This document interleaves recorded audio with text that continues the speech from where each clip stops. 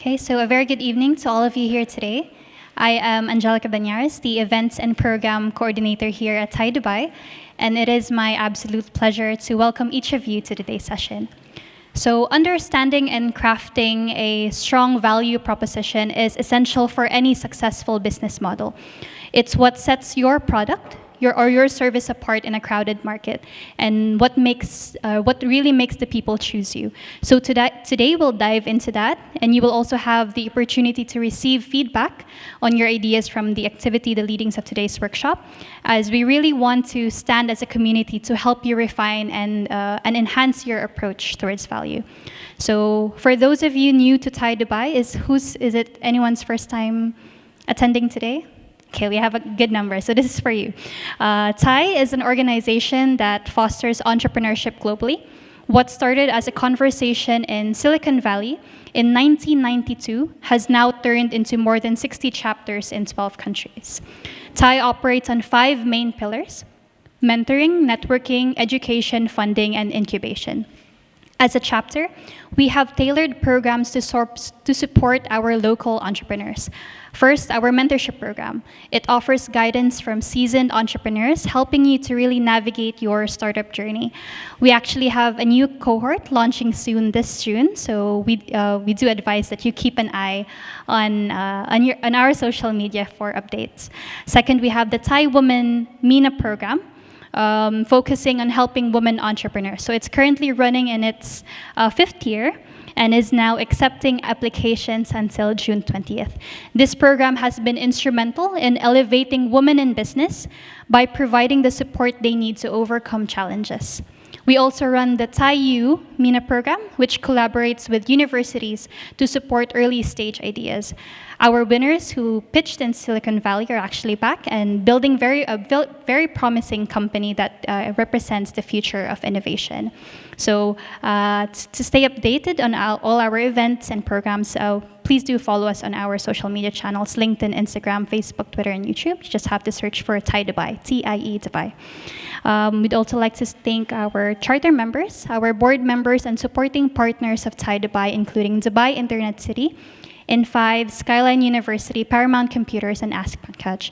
So their support makes everything we do possible.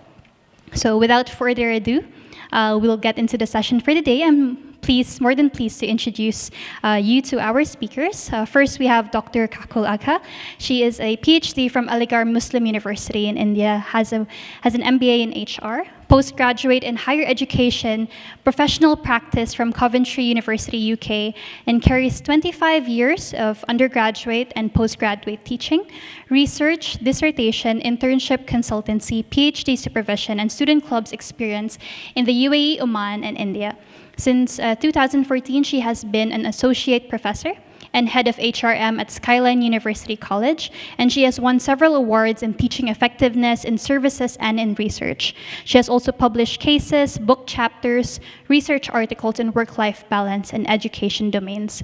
She is a certified trainer and runs a podcast channel on Spotify named The Business Bubbles. For our second speaker, one of our dedicated charter members here at Thai Dubai, Himanshu Vashishta is a market researcher with 2 decades of experience in shaping marketing strategy for global brands. He was heading the largest research agency in the MENA region before setting up a new age research firm, Sixth Factor, with offices across Dubai, India, and Singapore. So without further ado, I would like to call Dr. Kakul and Himanshu to lead today's workshop.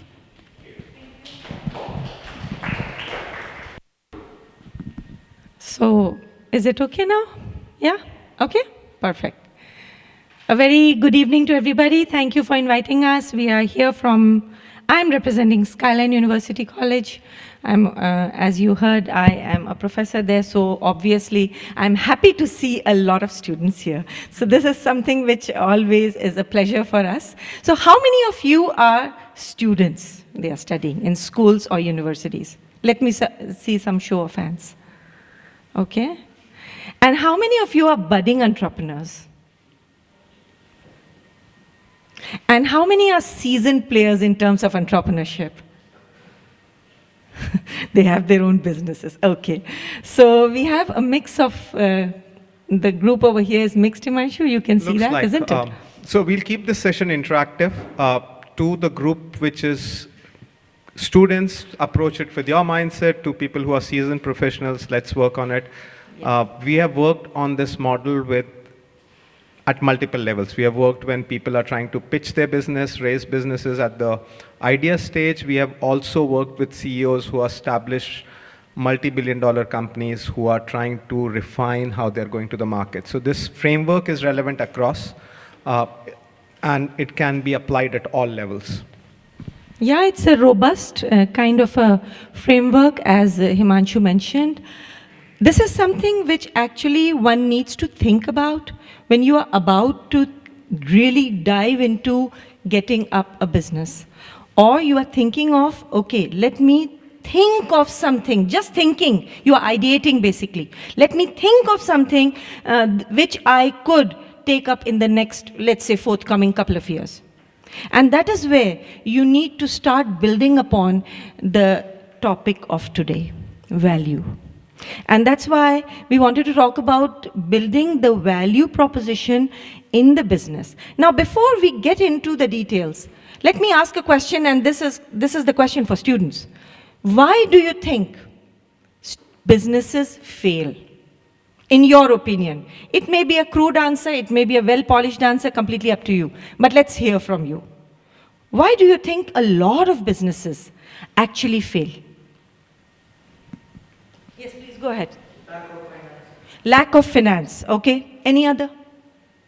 Yes, please. Their product doesn't meet the market's needs. So their product doesn't need meet the market needs, right? Okay, anybody else would like to pitch in any answer? Okay, let me ask the people who are already running businesses. Why, in your opinion, why do businesses fail? They fail to understand the customer. So what is understanding the customer? What is that which makes, you have the money, let's say you got the finances also, you got all the things in your pot and still you failed. Think of that situation. So when you said lack of finances, okay, that could be a reason, but suppose I have all the finances. Still many of the businesses fail. So, say again? Not following the trends. Yes, please. Maybe this product doesn't apply to this culture. Right, so the product doesn't apply to the culture. So we are just coming to, let's say, an amalgamation of a couple of answers here. What all you said is nothing but building a value proposition. So businesses primarily fail because they fail to build a value proposition for their business. They think, I have a great product, let me go and launch it. I have a great service. Nobody is doing the service in this area, in this region, in this country. Let me run my business. I think it'll work. I think it will work. But unfortunately, with all the right ingredients, the business fails. And the primary reason of why a business fails is because they fail to build the value proposition. Sorry, I'm repeating my statement, but this is only for the students because, of course, the seasoned entrepreneurs really understand how to create the value. So let us go a little bit ahead and talk a little bit more on value proposition and why we think this something is there which needs to be thought, well built, and established properly before even you launch your business. So we are looking at a tool which is called the Business Model Canvas. Now, many of you might have, I don't know, but yeah, I'm just assuming that many of you might have seen a business model canvas or solved a business model canvas or worked on a business model canvas in some capacity. Maybe before when you are starting your business, I can see some nods in the room, so which indicates that yes, if you are looking forward to starting a business, probably the canvas, it becomes one of the most important tools. This is not a strategy, it's just a tool. So it can be done in multiple ways. We are trying to talk of one way, looking at the time constraint that we have, and Himanshu will share with us what sort of real-time experiences he has seen or faced in life, so that to add the right masala for our workshop. Okay, so here what I've done is I've put together some material. But what I want you primarily in the workshop today is that we have got some blank samples of the business model canvas. So we want you to actually look at that business model canvas and maybe work together very quickly, given the time that we have, as to how I can develop the value proposition. Because just listening to some speaker, I think the Gen Z can do it very well on the videos and podcasts and audios, isn't it? You don't need us for that. I'm very clear about it, because I deal on a daily basis with Gen Zs in my classroom. So we know that they are fast learners, they will learn online, they can learn at 3 o'clock at night also, there's no need to sit on these chairs. So we need to create some value in this session today. And that's exactly what we are trying to do. So when we look at a business model canvas, of course, it's a very helpful tool. It helps you to actually see what you will be doing. And I'm not going to read all this, but yeah, let me just reinforce the importance, the validity of building the value proposition in a business model canvas. So canvas is basically a combination of 9 elements, and I've put together a sample canvas for you. This is freely available on the internet. It's a model which you can download. We have hard copies of printouts which we'll be giving for the workshop today. But it's a framework which is freely available. Yeah, so the moment you type business model canvas, a similar image will come, multiple sources. What we use in our university is, and I think a couple of other universities, including the American University of Sharjah and all, use the Strategizer one, because that's considered to be very, very in-depth and it has all the right elements. So if you look at this canvas, the problem starts when people want to solve this from this side or from this side. That is where the problem starts. The key box is here. This is what people need to think when you need to establish a business, or when you are thinking of actually forming a business, or you want to start in the next 2 years. The value needs to be thought much ahead, actually, before looking at your customers and, of course, customer relationships, channels, and the revenue, and then what you are going to need in order to build your business, the resources, the partners, the activities, and of course the cost involved. So the value proposition is the central box which actually helps you to build the right business. So can we share the template, Himanshu? Absolutely. Yeah? So one table each can be one template maybe? What I would recommend Yeah. is just 2 of you at least get together to work. It's just useful to have a discussion, 2 or 3. Those who have already done it once may actually just relax and contribute in case you wish So to. I can tell you this, that in the last 6 months, we have looked at multiple businesses from an investment purpose, right? So you get these investor decks, sometimes it's Series A, sometimes more mature businesses. I don't know anyone who doesn't need to work on this framework, right? Whether it's the well-established P&G and the Unilevers, the Carrefours, the Majid Al Futtaims, a new startup idea. So you can just continuously improve and refine this, whichever stage you are. I have never seen anyone get it right. Anyone. You're right, Himanshu, that most of the businesses at some point in time, let's say they are 25 years of age, they feel that they are doing the right thing. But probably this model or this model canvas is a great tool, very robust, as I said, these were my first words, that it's a very dynamic, robust tool, especially when we are operating in a very VUCA environment, means volatile, uncertain, complex and ambiguous environment. This particular canvas tool is very, very helpful for reinventing or maybe just rebuilding your business as well.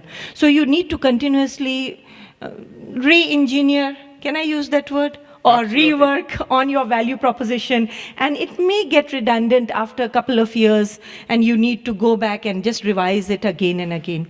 So what we are looking at the moment is, if you can just put, especially this, my focus is here, especially the students, okay? If you could just think of, okay, if I have to start a quick business, what sort of value can I build? So when you're thinking of your value, you may not look at other boxes. And I'm going to run a nice video also, which is just 2 minutes, 20 seconds for you. But which of our customers' problems, and problems is the key word over here, are we trying to solve? Initially, a couple of people said we don't meet the customers' needs.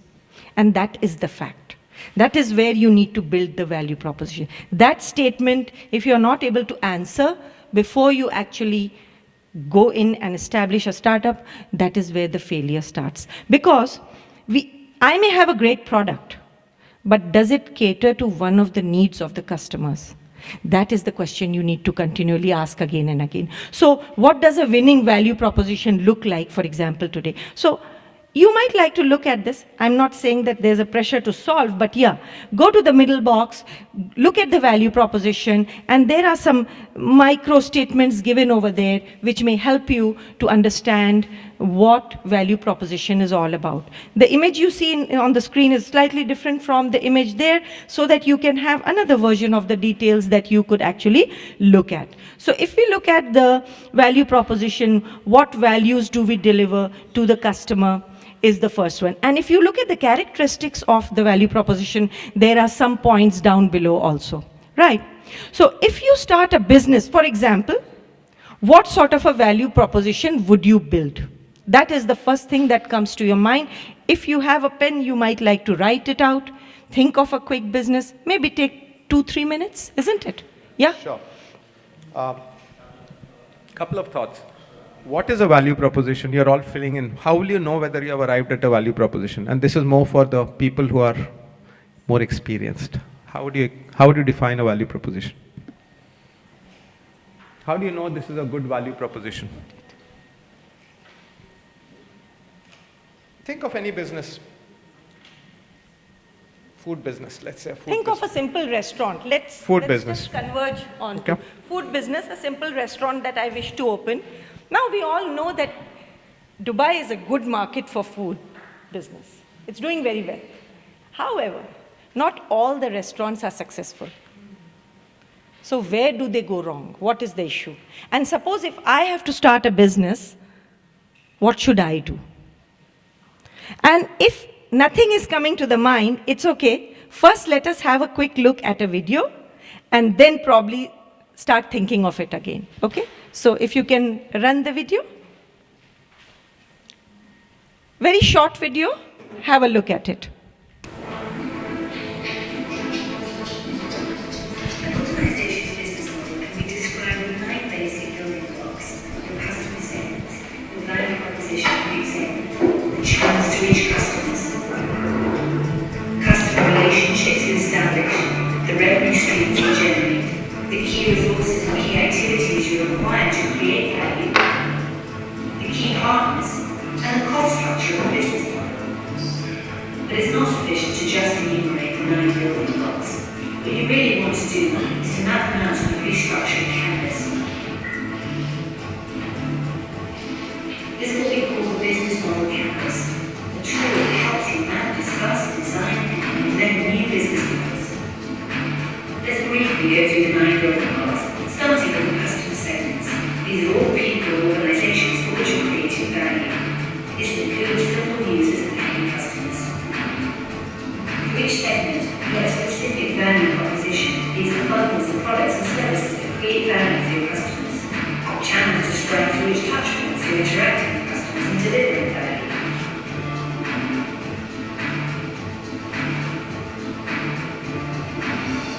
Customer relationships outline the type of relationship you're establishing with customers. The revenue streams make clear how and through which pricing mechanisms your business model is capturing value. Then you need to describe the infrastructure to create, deliver, and capture value. The key resources show which assets are indispensable in your business model. Key activities show which things you really need to be able to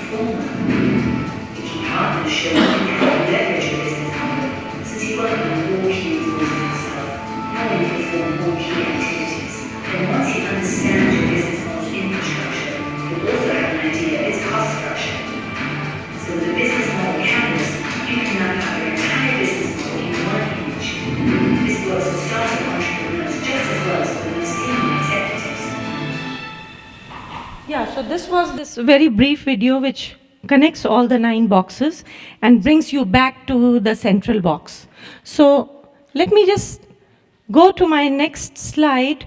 I'm seeing some blank faces of students. They are still wondering what to write in that box. What is the expectation? What to think?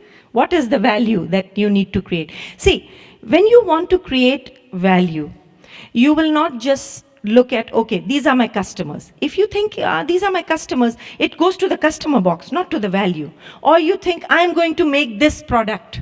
It doesn't stay in that box. What I mean to say is, you have not answered the basic question of value. You have not built the value. When you think of all the other aspects of the canvas, you are still having a blank one box which actually doesn't help you to realize what value you are trying to add or you will add in your business. And that is where the problem starts. So you raised your hand. Is it related to what? Yeah, so I think one example of a value proposition is being niche. For example, if I am in a country where there is no Korean food, I can be the first Korean food restaurant. Absolutely, why not? You are right. Can I give you an example of another niche food? I think it's working. Another niche example. Good point. There's no restaurant which sells snakes in UAE. You know, killed and fried snakes. Very niche. Good idea? No. Why? It's niche, no? Maybe regulation affect the regulation. Sorry? Maybe because the regulation is not allowing the country. No regulation allowed. I checked. You can sell snakes. Niche, no? But maybe it will not work because it's not everybody likes snakes. So niche is not enough. See, Himanshu is here to add value to the workshop in terms of giving a real understanding about what could be the very finer points that you need to think in the value proposition. Well, just to clarify and to make it, you know, if you have to create a product, it's very easy. You know, you can design the product. But when you go back and think of value only, minus all the other 8 boxes, it becomes very tricky. And that is the reason primarily, as one of the gentlemen sitting that side, sorry, I don't know your name, but okay. So he mentioned that you are not able to connect with your customer because customer wants that value only. He's ready to pay for that. So I've put together a couple of slides just to mention, just for my students, because I believed or I was informed that probably a lot of students will be here in the workshop. So to cater to the students' needs, put together a bit of things that will help you to understand what and how to create value. Okay? So probably you might like to think of a restaurant, niche and not niche, you can think about it, and snakes and no snakes, Himanshu already told what would be a greater or a better idea to think of a restaurant. But yeah, think of food business, any sort of food business, and keep thinking, put your heads together to create some sort of value when I end a couple of slides over here, which you will actually mention and tell us what you have thought. We'll give you some time also. So basically, the idea of value is not just the product itself. It's about how innovative you can and bring together the understanding that you have generated out of the market needs.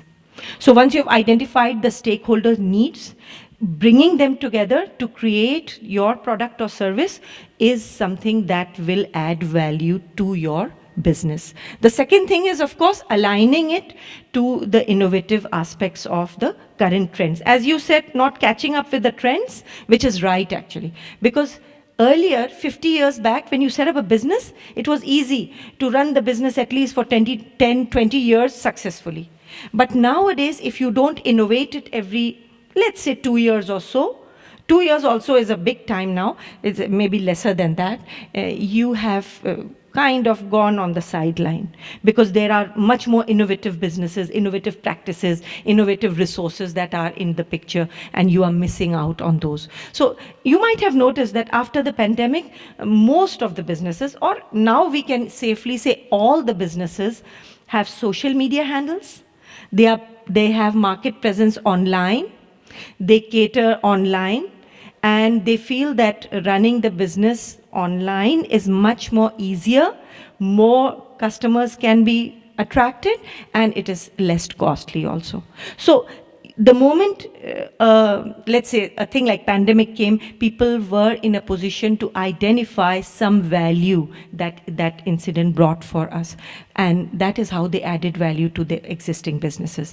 The new businesses, of course, now they have started coming up on board. So it is still that they are thinking what new to add to the business. So innovation is something which cannot be taken out of your value. So whatever the innovative trends are there, you need to catch up with them. And of course, creating tangible products and services using the existing resources or futuristic resources is something that also adds value. I've put together here something more.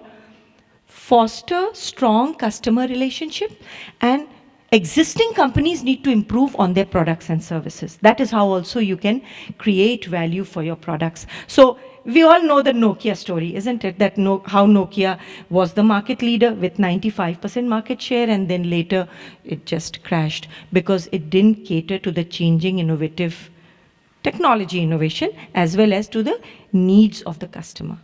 And that is how things have changed in the tech industry since the, let's say, around 10-15 years very rapidly. Also, nowadays, you need to be very sustainable in terms of environment, in terms of finances, and in terms of how you respond to the needs of, for example, everybody knows SDGs, the Sustainable Development Goals. So how you connect yourself. Why? Because one of the research articles, you know, coming from a university background, we are very much into research. It talks about how millennials are worried about organizations that are more sustainable. Sustainable means not only economically and financially, but environmentally also, and how they connect to the SDGs. So some of the millennials, small population though, but yeah, around 24%, they are also worried of working in those organizations that are highly connected to the sustenance of the environment, or their vision is linked to one of the SDGs. There are 17 SDGs, so one of the SDGs, their vision is linked to that. So that is the reason when we are looking at the future workforce, we want people to actually be organizations to actually be more worried about sustainability. So these are the key things that you need to know. So now start thinking about your restaurant business. And if you have to open, let's say, a restaurant, and let's say you have identified a set of customers, how will you build the value is what you should think about, and you can document it also. So let us look at 2 more slides and then probably give you 5 to 7 minutes and then hear from you, and then we can have a brief discussion on that. Okay, so Himanshu, would you like to add something over here? Okay, so I've put here 4 important points which I think can help you to build and understand how to build the value. Number 1, enhancing stakeholder relationship. Now there are multiple points in that, but I've put here just the 3 most important ones. Probably that could be helpful in thinking when I'm setting up a business, or when I'm actually having a business or running a business, how can I enhance the stakeholder relationship? Number 1, innovation and differentiation. Those companies, and if you see the restaurants, those restaurants are doing better who have some level of differentiation. And as you said, some of the restaurants are failing because they are not in the right place, they are not advertising, they are not catering to the right audience, or probably they are not innovative enough, right? So that is something which we need to think about. So if I have to open a restaurant, what is the innovation that I can bring? That you need to think. Don't think of, let me open another ABC restaurant, Lebanese food, Indian food, this food, that food. There are hundreds. Why should anybody come to you? Now I will do some innovative advertising. Really? Innovative advertising will help, or innovative concept will help. So you need to also think about the innovation in your concept and how to be more customer-centric so that you can build on more customers to focus on what you provide to them. That is how you can build some value in your product or service. What does the customer get out of it? Does the customer get a different product or a similar product? And of course, you also deal with your own employees and engage them properly and cater to their needs. The second aspect which I would like to talk here is the innovation. Innovation in the product or the service itself is very critical. If you are thinking of something, those who are planning to start a business, please focus on innovation. And innovation doesn't depend only on the technology. We are very mistaken that innovation is all about technology. No, innovation is not only about technology. Innovation is in design, in infrastructure, in the way you present, etc., etc. So think varied, not focused only on how I can deploy technology in my business. Look at sustainability, because sustainability is something which we need to really focus on, as I said before. The third aspect of creating value is cost management. So resource allocation, sustainable operations are also very critical in building more value in your business. So sometimes you may run a very, let's say a fancy restaurant, it's doing well also, but now you are seeing that 5 years have passed, and now what to do? So you are just trying to rework on your value. And probably cost efficiency is something which can help you to do that. Last one is aligned with SDGs, social responsibility and regulatory compliance. Sorry, I'm going a bit fast on over here because it's looking at the time that I have. And think of those also instead of just your product, which is very critical. Himanshu, you would like to? So one of the reasons I took a very extreme example is because that's how we remember, right? So what you did is most of the business plans we see and where we want to discuss what's your value propositions in any pitch deck, strategy deck, 5-year plans of multinational global trillion-dollar company as well, is a lot of value proposition is about I am niche, I'm unique, I'm different, I'm innovative. That's not a value proposition. Value proposition, think about what is a value proposition. So think about what is the benchmark, and you have already talked about it, right? But it has to be crystal clear in your mind. What is a value proposition? What will you say this is a value proposition? You have talked about what you said, doctor said. It is a problem you're solving which the customer is willing to pay for, right? So your answer was not incorrect, but I still gave that hard example so that everyone remembers that when you're thinking value proposition, it is not internal, it is customer oriented, right? What is the customer saying? So one mistake that we do is there's a basic value proposition we fail to define. So we run a market research company. What is our value proposition as a consultant, right? Is the value proposition I give you accurate information, or is it I reduce the probability of your failure?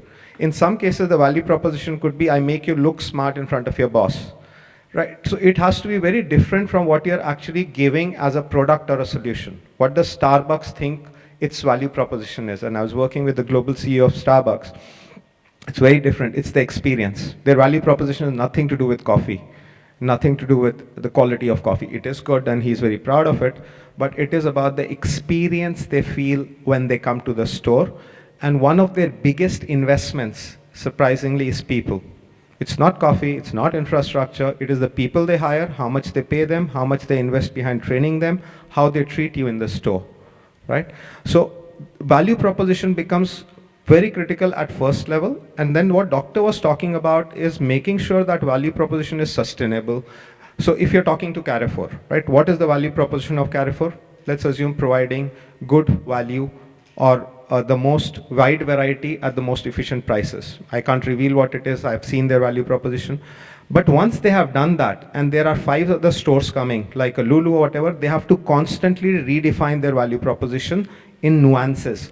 So then they would provide things like you can leave the stuff here, we will deliver it at home, we will guarantee best prices, we will give a fantastic promotion display, we will have parking which is very nice. So you can have layers around value proposition so that the value proposition remains relevant as the competitive environment changes, right?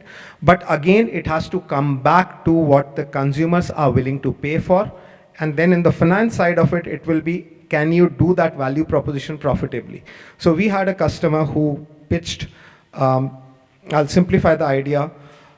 They wanted to resell refurbished phones and laptops. So you basically go to them and you give your laptop and phones, they buy it off you, they refurbish it and resell it. So what's their value proposition? Good price. Did not work at all. Their value proposition was, you can buy a i7 laptop, you're a student, you want an i7 laptop, you'll get it for 1,500 dirhams. Flunked. Big time, lot of investment went in. Value proposition was wrong. It was peace of mind, it was reliability. So they had to invest in a after-sales service infrastructure, which they failed to. They just assumed that instead of buying from a Carrefour for 5,000, I'm giving it to you for 1,500. Didn't work at all. Because value proposition was not sustainable. If they had defined it as good ownership experience is what my customers will be willing to pay for at a lower cost, they would have realized that it does not work because I have to support that and it's not feasible to support that. Yeah? So that, and one other thing that doctor was talking about, while we are focusing on the central pillar, it has to connect and build stories. So who are your target customers on one side? What is your cost model? What are your revenue assets? What are the revenue streams? So depending on what is your value proposition, your revenue streams will come, which is the bottom of the framework, right? So everything is linked, right? You cannot work on one and say, this is my value proposition. If that's your value proposition, what are your revenue streams? What are the assets you are leveraging? Who are your customers? How are you targeting your customers? What's your financial structure to drive that value proposition, right? Can you drive that value proposition and sustain it, right? So everything has to be linked in this program. And once you do any of these models, this is a very powerful model. It can very easily translate into your pitch deck, into your 3-year strategy deck, into your recruitment policy, into your financial policy. But I challenge you, none of us have it right, including us.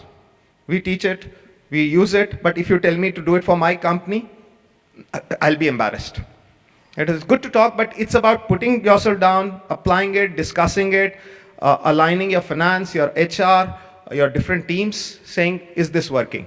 Same for a business idea. Students will go pitch a business idea in a competition, right? Have you thought through what is your value proposition? What are the other elements? Whichever side you start left, start right, start bottom, start top, but keep refining, keep refining, keep refining. Sorry, you have a lot of questions. Let's start with one top question. I have a question, I want to know if my understanding is right. For example, Apple and its iPhone, is their value proposition as social status? Because some people do, assume you are rich if you have iPhone. Is that? No. I know it's wrong, I know it's wrong, but this is It's all about the experience. See, their products are designed with beauty. And this is what Steve Jobs said in one of the conferences, that HP and other companies, Dell, they are doing a great job. Their PCs are precision, all the mobile companies are doing a great job. What Apple brings in is the aesthetics. So Apple's value, you're right. So with brands which are so powerful, these billion-dollar brands as we call them, there are two aspects of value proposition. One is what the original company started with, and that was that we get you the best of technology. You are on top of technology if you have Apple, which is where it started, the 1984 commercial of Apple, which was the kind of most iconic commercial for Apple. And that's what built the brand. But brands like Apple, Harley Davidson, they become what you call iconic brands and develop a culture of their own, right? So that goes a little outside this framework. When a brand is so well established, it reinforces certain elements. In Apple, it could be status, it could be imagery. Like in certain markets, we work with Samsung a lot, and Apple. I shouldn't say that. This is on video on public. Okay. So for some of the brands which might be very big in phone industry, it might be that in some markets, if you are someone of value, you only have to have that brand. And if you don't have that brand, you're not a person of a certain social standing, right? So it's interesting, good question, but that is for much more evolved brands. We need to think brands which are starting out just from to a brand add on, status. just to add on to what Himanshu said about Apple, because your question is about Apple. Even the box, when you open, because the Gen Z does a lot of unboxing videos, right? When you bring an Apple phone, for example, they would actually make a video out of it, unbox it, feel that experience. You know, when you open the box, there's a calculated time to every box opens in those seconds. Any of you know, the students over here? How many seconds does it take an apple box to open? It's neither less nor, it's 7 seconds actually. If they make it 11 seconds, it becomes boring for them. And if it is 5 seconds, you don't actually feel it. So this is the reason they even do research on that. How much time can the box take to open so that the person who opens the box feels it, and that moment settles somewhere within you and you remember it. So this is the kind of memories they create when they make the product.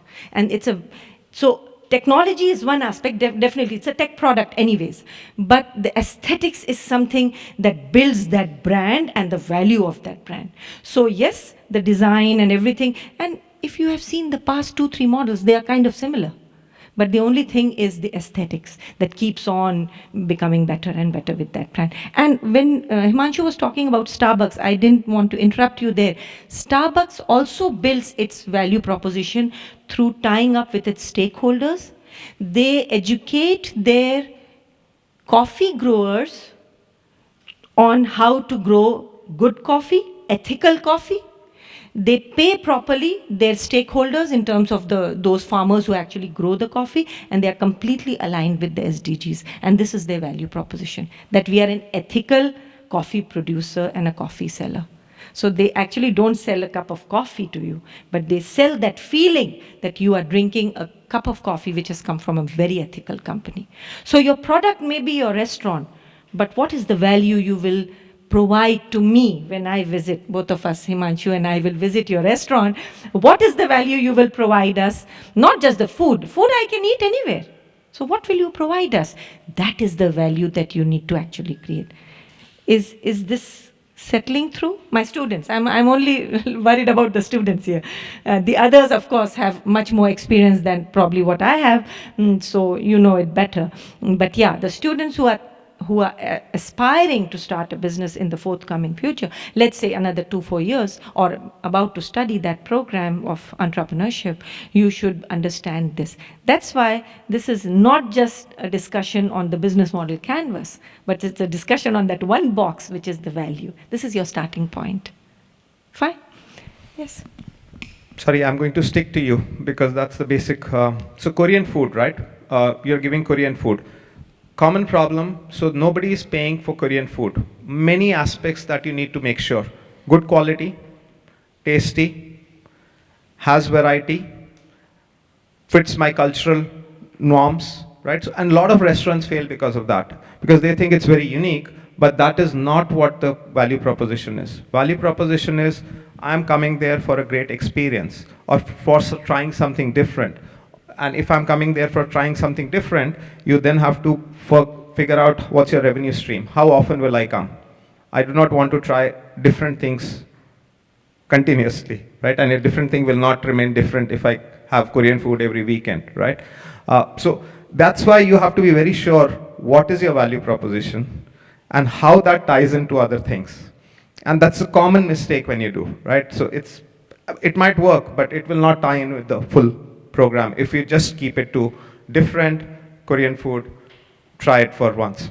Yeah, I was thinking of a new idea, but you now fix my ideology. If I thought of personalized food for somebody, like they write a survey and write their favorite, for example, culture or favorite animal, and they can create their own food based on the chef will see the survey and create the food for them. But this is a one-time experience. It will not be revenue. See, again, depends. Someone else talked about, right? So all ideas, I believe, are a viable business proposition. You just need to tie it into how it can become. So it could become a corporate event. It could become something that people want their kids to do. There are multiple facets in which you can create a value proposition and then tie it to your revenue stream and make it feasible. So I'm not saying it's not. It's just you need to think, and the scales might be different. Some are unicorn ideas. Some are ideas which will keep you happy for life, not make you a multimillionaire, right? So you also have to be clear what idea you're starting because you want to exit, you want to create a unicorn company, or it's something you're happy to run because it's a side business, or that's fine, you're passionate about it, right? So, but whatever the case, make it make it complete. So whatever product you are talking about, for example, you said personalized food, right? So personalized food is your product. That I'm paying for, right? What you provide me additionally which can make me remember or utilize or think about it again. That is what you exactly need to think. For example, we can create an automated machine that says this is how, for example, the value, how much people are liking your food. For example, you can put it in the menu and give like a benchmark. Sure. So again, And- I don't want to get into the specifics of the business idea, but what I can tell you is think through it. Yeah. It is a worthwhile exercise to develop a full model. What are the assets? What resources will you need? Right? What are the aspects that you have competencies for? Right? So what partnerships do you have? Do you know food growers? Do you know people who taste food? Do you have a technology which you can leverage? So how does this entire thing tie? Just the idea is enough. How does all the other puzzles fit together? And every idea that you have, potentially, I strongly believe, is a good idea. It's just how do you do it, including the snake idea. It's just how you do it. Yes. It's all about thinking and rethinking. Like You know- what you said about the machine, when you start building this, the machine will fall somewhere here because it's a key activity that is utilized to create that value.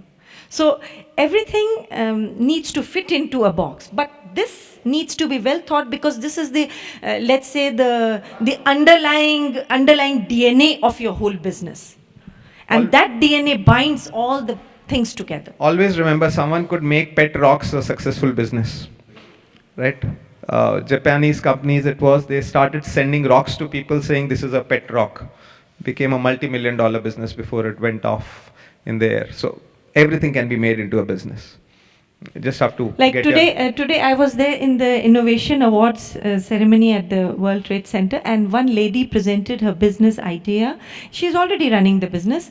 The business looks very simple when you hear about it. It's a gift wrapping business. Now there's no big deal in that. But what she has done creating the value, see, she provides at your doorstep. The people will come with everything. You can even online select the paper, this is the look I want.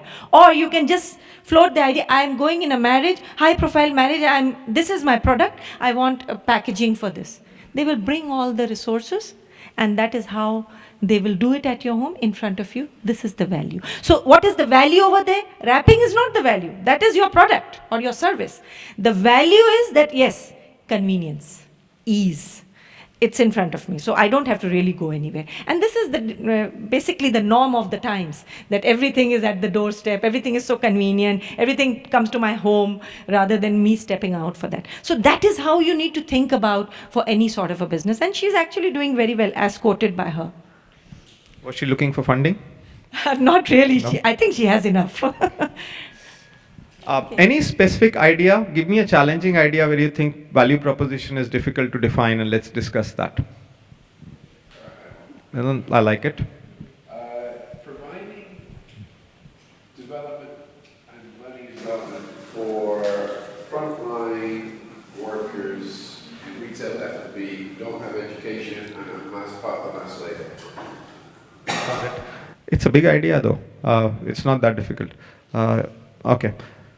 Other things are simple. You know who your customer segments are. You know what kind of partnerships you'll work with, etc., right? Customer segments, everyone who has frontline staff, the Carrefours, the Ubers of the world, the Deliveroos of the world. So anyway, that's something you need to define, right?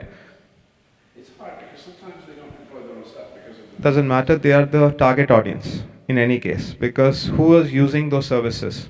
They need to provide good quality staff. They might be outsourcing it, but if they are influencers, they are still part of your customer segment group, right? They might influence which supplier they're using, who have better trained suppliers, staff, right? So anyone who uses that, and then obviously that's the easy part, right? Who is the decision making? That becomes your customer segment. What is your value proposition? Take a first shot at it. So we got four things.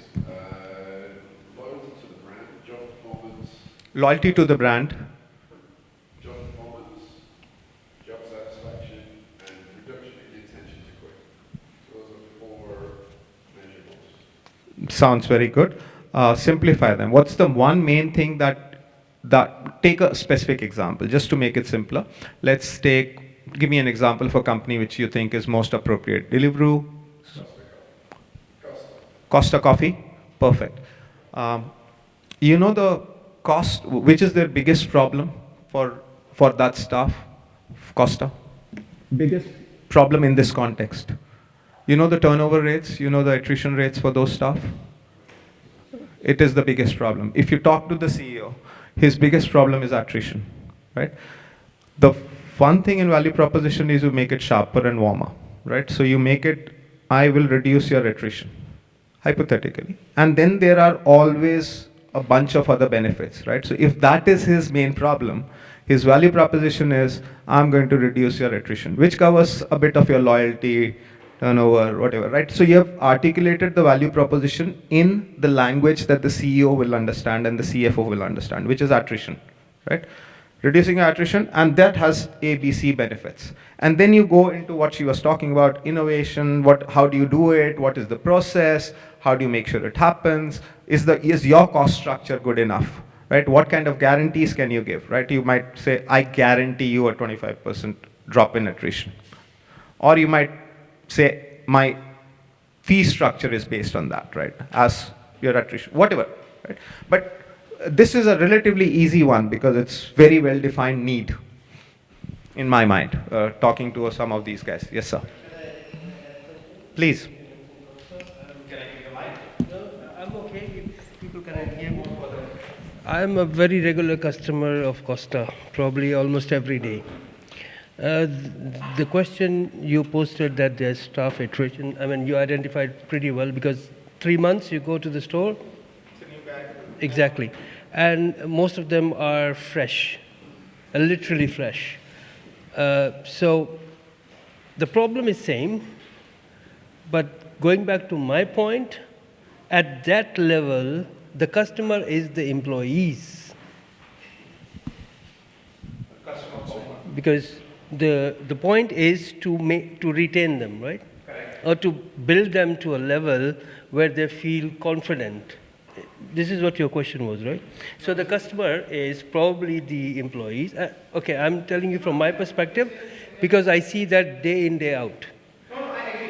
I think the other, absolutely. So for the CEO, the customer is, the value proposition should be for the staff rather than for the end user. Could be. Yeah, so customer is the employees. Retention, Yeah, it can be stakeholders, to be more be precise. stakeholders, yeah. But in this perspective. The other thing you could go around to the CEO on this case is what is his main agenda based on what he said. Another way to approach value proposition is, I am trying to build loyalty among my end customers, right? As Costas, I want people to come, repeat, change their basket value.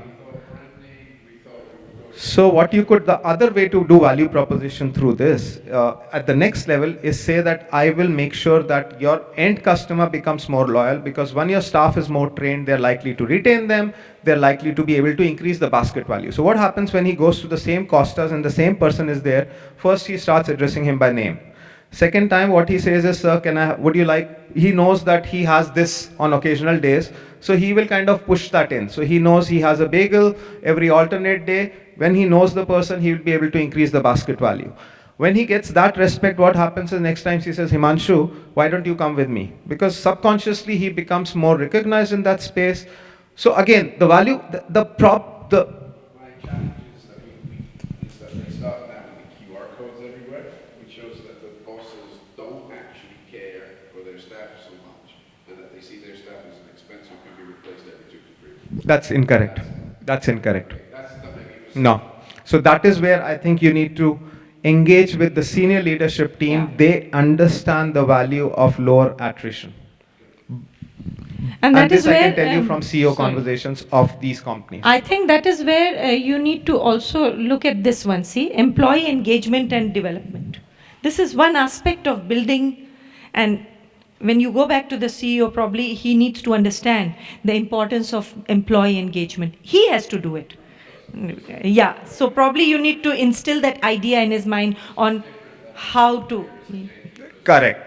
That is and that's what comes in when you do actual go-to-market. How do you sell it? How do you get it for the CFO, for the store branch manager? And those are nuances that you need to work around. In your case, my experience is it's the finance piece in this which you need to make sure is working, because it could get expensive and they're not willing to pay as much, right? So that's the tricky piece. You have a question, and We'll since also ask the students in case they have thought of anything. I think there are a couple of questions on the first desk, Yes, and then here. we go to the students. So I'm coming back to you, okay? Yes, please. Yeah, I wanted to ask about the value proposition for tech startups and how unique that would be. Very different since the product is not, we're talking about physical products here. And in a SaaS model, you wouldn't have that. So what's unique? What would you say would be a challenge, Give especially me a to more startups? specific example and let's crack it. Pick any random example. Pick what? Podcast. Pick any company. Let's take more specific. Let's just talk about educational tech, ed tech. EdTech? Yeah. You made it easy. Value proposition. Why am I getting into a tech solution? Why am I getting into it? Because you're solving a different problem. You're solving a problem for teachers in the classroom, let's say. So you are going to provide that. So does that make the value proposition harder or more different? So Humans you're going are to look humans. at the teacher as your customer. Humans are evolutionary geared to take life easy. Spend less energy, spend less brain, get more done by less effort. This is not me as a husband who's lazy. This is how humans are. As I keep telling my wife that I'm not lazy, this is biological. As long as you can make my life easy, you have got a value proposition. Are you solving a problem? Yes. In fact, a lot of tech startups, to his point, fail because they feel technology is my value proposition. So I have this new technology because it's a fad, and this will be, and that doesn't work. I never invest behind this company. What problem are you solving? How are you making life better? Am I willing to pay for it? Even more important, technology. It's not the technology I'm paying for in a sustainable basis. First day I might buy the Google glasses, right? And that's how a lot of these. Why do you think so many big failures happened with these Google glasses and Facebook, whatever, right? All these technologies failed. Why? No value proposition. They got the technology and they assume the value proposition will get made, which happens sometimes, and they can afford to take that risk. Yes, ma'am.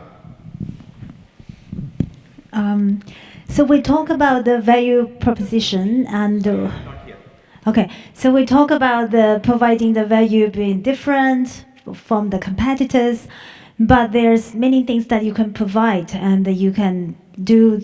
You can provide the as necessity, or you can provide the convenience, the ease of delivery. But how do I know what is the biggest trend? What is the biggest needs? Of course, you definitely will capture some of the value you provide, and you will survive. And many of the business survived. But if I want to be the leader, what is the biggest trend? You are the expert, Himanshu. You are the expert in market research. Can you use some of the actual example how you find the biggest trend? Even though you found the biggest the demand, but there are other suppliers which is quite challenging as well. How do I know? Very simple. Yeah. There are many techniques. Let me give you a specific example. So we have a technique called conjoint analysis. Have you worked with conjoint analysis? Conjoint analysis, no. So let's say I give a consumer 5 different, let's say I'm designing a credit card, right? And I give them 10 options, right? In one I say you get free airport drops in 10% discount. So I give them 150 scenarios. And I say, which one are you likely to take more? Which one are you willing to pay for? So the simple answer is you find out. You don't make an assumption. It's very easy to prioritize what the consumer is willing to pay for. Very easy. It's just that you need, and not very expensive, right? So you could actually just talk to, let's say you have a new idea. One of our students has a new idea. We were guiding a new edtech startup. I said, go, you have so many students on your portal already. Just talk to 100 students and get their feedback on which one of these features is more useful. It's often as simple as that. I asked 100 people, I gave them a list of 10 benefits. I asked them to rank the top 3. I think you answered yourselves when you said market research. That's the only, but you have to go in Market depth. research need not be professional. Yeah. I'm saying a lot of startups, I tell them, don't talk to a market research company. You don't need to. In fact, you need to understand your consumers. Just go and talk to 10 people and ask them exactly what you're struggling with. They don't.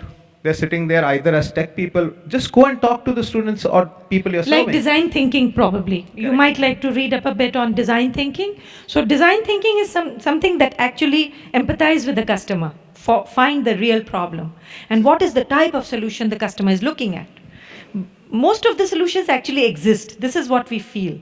But in reality, this is not the case. This is the reason innovations are happening so fast Doctor, now. we have 2 minutes, so I would Okay. suggest just check then- questions with the students. Yeah, students, my dear favorite students. bunch. Yeah. What's the scenario with you guys? Were you able to think something or no? Yeah? You know, all of you in your mind today have a $1 billion idea. And that's all of you, each one of you. Anybody would like to say It's something? just that you're shy about it and you have not fully recognized it. Think about that. Behind is saying you. I'm giving the mic to you. I don't know why they're saying. But yeah, go ahead. No, I was thinking about the trust. The trust is, Miss did not mention about the trust, right? Only the value. No, trust plus value is success. Can't we say that trust could be one of the values? No, it's like, for example, the door plus the lock. It's more safe, right? So the door is the trust, the lock is the value.